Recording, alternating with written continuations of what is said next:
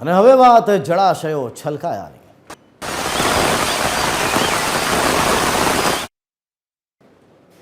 રાજ્યમાં અવિરત વરસી રહેલા વરસાદના કારણે તમામ જળાશયો છલકાયા છે. પણ આજની વાત કરીશું. આજે કયા એવા જળાશયો કે જ્યાં ભારે પાણી હાલ એકઠું થયું છે.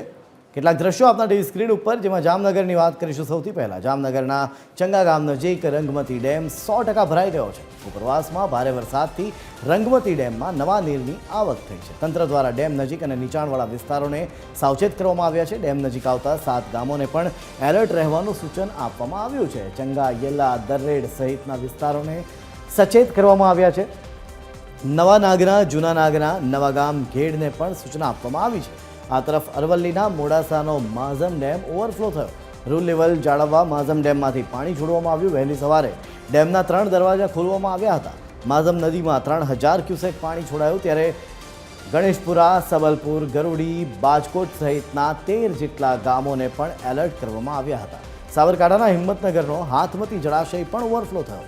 હાથમતી જળાશય 100% ભરાઈ ગયો છે. ત્યારે હિંમતનગરના કાંઠા વિસ્તાર અને નદી કિનારાના વિસ્તારોને હાલ એલર્ટ કરવામાં આવ્યા છે. નદી કિનારે ન જવા માટે પણ લોકોને સૂચના આપવામાં આવી છે.